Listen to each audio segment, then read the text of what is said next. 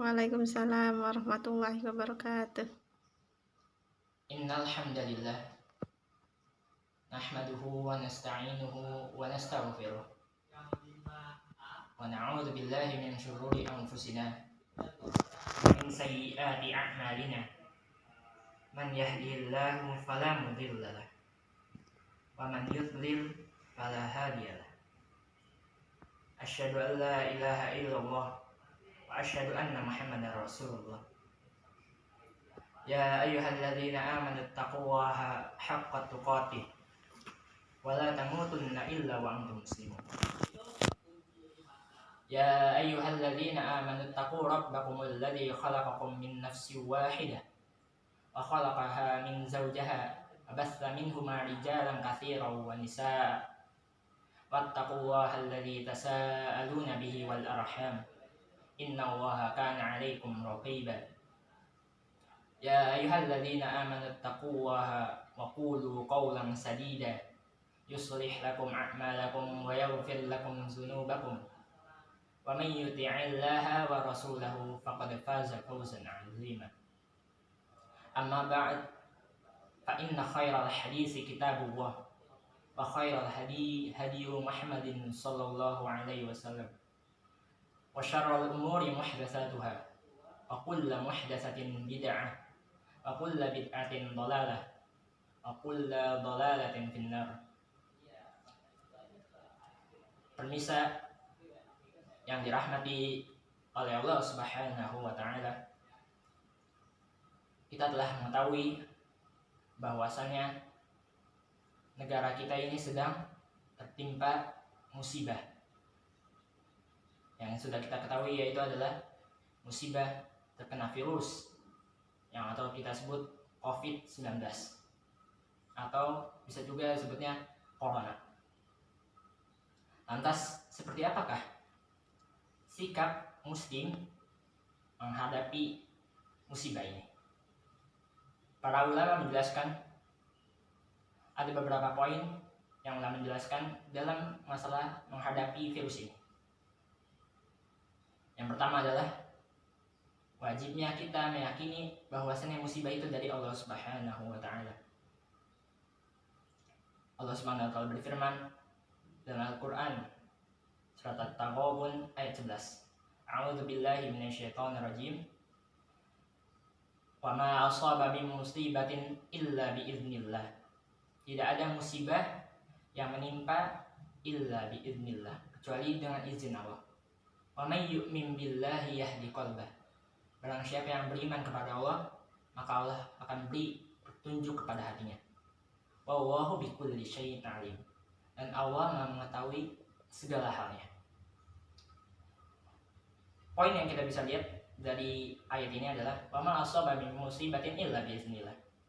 Tidak ada musibah yang bisa menimpa kita kecuali dengan izin Allah.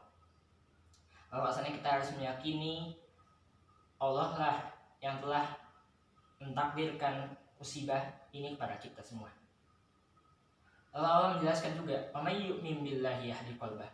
Barang siapa yang beriman kepada Allah, maka Allah akan beri petunjuk ke dalam hatinya. Para ulama menjelaskan, maksudnya wa may yu'min billahi yahdi qalbah adalah kita sabar. Yaitu kita sabar dalam menghadapi musibah ini. Lalu kita ridha, kita ikhlas bahwasannya Allah sudah mentakdirkan ini untuk kita semua. Wallahu bikulli syai'in alim. Dan Allah mengetahui segala halnya. Berarti Allah tahulah, mengetahui apa yang perbuatan kita lakukan. Lalu Allah juga menjelaskan dalam surat Al-Hadid ayat yang ke-21. Allah SWT berfirman, "Wa ma asaba min musibatin fil ardi wala fi anfusikum illa fi kitabim min qabli an nabraha." Tidak ada suatu musibah di muka bumi ini atau di diri kalian illa fi kitabim min qabli an nabraha, kecuali sudah ditulis di kitab Lauhul Mahfuz sebelum kita mewujudkannya. Wallahu inna dzalika 'ala Allahi yasir. Sungguh itu mudah bagi Allah SWT. Ya, kita lihat illa fi kitabim min qabli an nabraha. Sudah ditulis oleh Allah Subhanahu wa taala dalam kitab Lauhul Mahfuz sebelum diciptakannya bumi. Dan diciptakannya bumi, langit dan segala halnya. Sudah Allah tuliskan ini takdirnya. Lalu juga poin yang kedua adalah wajibnya seorang muslim bertawakal kepada Allah Subhanahu wa taala saat mengalami kondisi Covid seperti ini. Yang sudah saya tegaskan, wa 'ala Allahi falyatawakkalul mu'minun. Dan hendaknya orang-orang yang beriman itu bertawakal kepada Allah Subhanahu wa taala. Tawakal itu adalah kita menyerahkan segala urusan kita kepada Allah Subhanahu wa taala. Dan tawakal itu juga harus ada ikhtiar. Ikhtiar adalah berusaha untuk mendapatkan apa yang kita inginkan.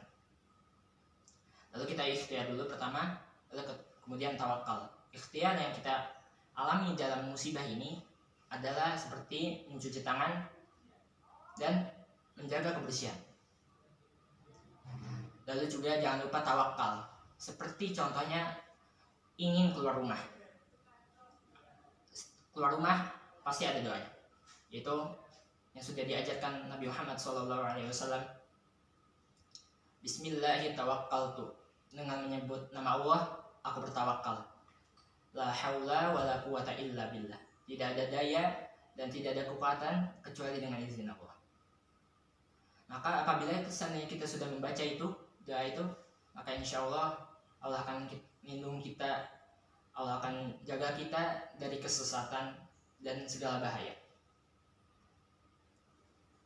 Lalu Rasul juga menyuruh kita agar kita menghindari dari segala penyakit. Ini poin yang ketiga. Itu Rasul menyuruh kita untuk menghindari dari segala wabah yang ada di daerah. Seperti Rasulullah SAW sabda, Firral mazlum firaraka minal asad. Jauhilah penyakit lepra sebagaimana engkau menjauhi singa. Lalu Rasul juga bersabda dalam satu hadis, idza kana bi ardin wa antum biha fala takhruju firaran minhu. Apabila engkau mendengar suatu musibah di daerah lain, maksud saya idza kana bi ardin wa antum biha fala takhruju firaran minha. Apabila engkau berada di suatu wabah, daerah kamu sedang kena wabah, fala takhruju firaran minhu, maka janganlah engkau keluar darinya.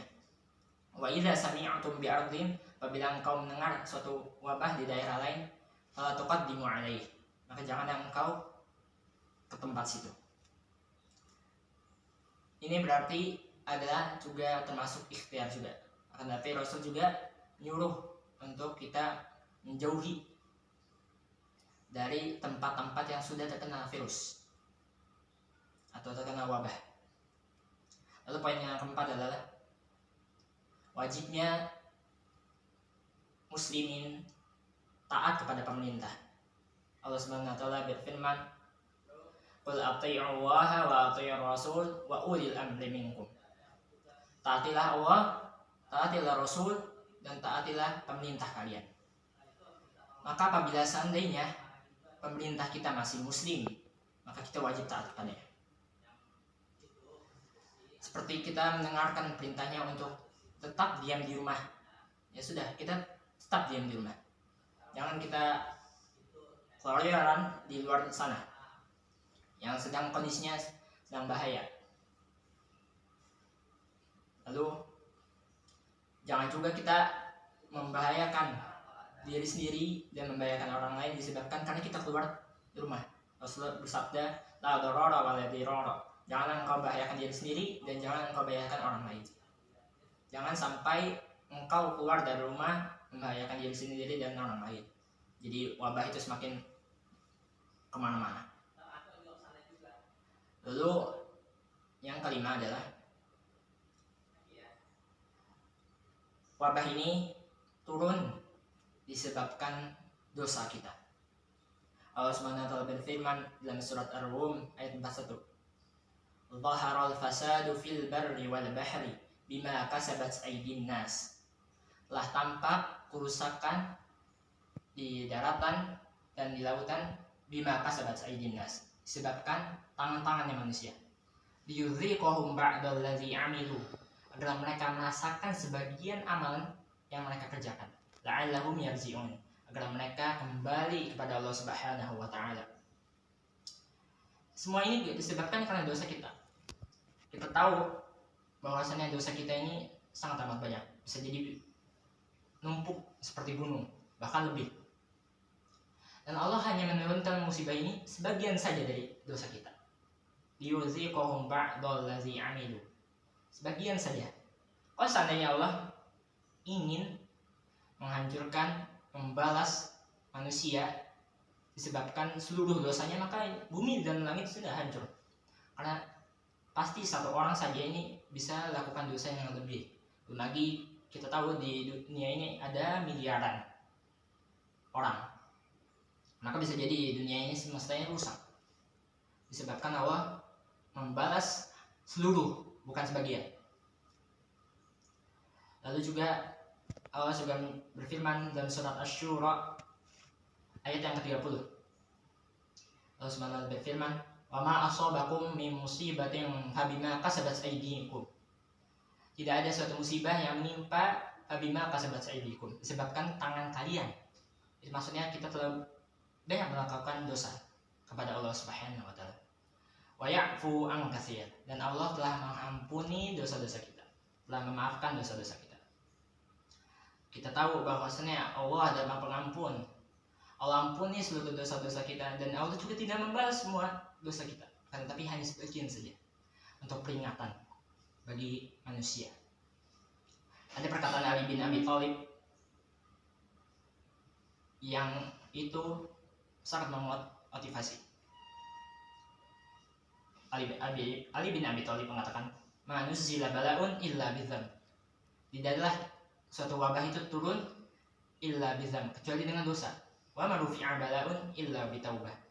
Dan tidaklah wabah itu diangkat kecuali dengan taubat. Bahwasanya kita harus bertaubat kepada Allah Subhanahu wa taala dengan taubat yang serius. Sebagaimana yang juga Allah berfirman dalam surat At-Tahrim, "Ya ayyuhalladzina amanu tubu ilallahi taubatan nasuha." Wahai orang beriman, taubatlah kalian kepada Allah dengan taubat-taubat yang benar-benar taubat nasuha. Maka hendaklah kita taubat. Lalu Imam An-Nawawi menjelaskan dalam kitab Riyadhus Shalihin bab yang ketiga, yaitu bab sabar, yaitu maksud saya bab taubat. Bab yang kedua. Syaratnya ada 3, itu adalah pertama, meninggalkan, berhenti melakukan maksiat. Lalu yang kedua adalah menyesali maksiat tersebut. Lalu yang ketiga adalah tidak mengulanginya lagi. Apabila seandainya dia berkaitan dengan hak orang lain, maka ditambah jadi 4, yaitu kita harus minta maaf kepada orang tersebut atau kita mengembalikan haknya. Jazakumullahu khairan.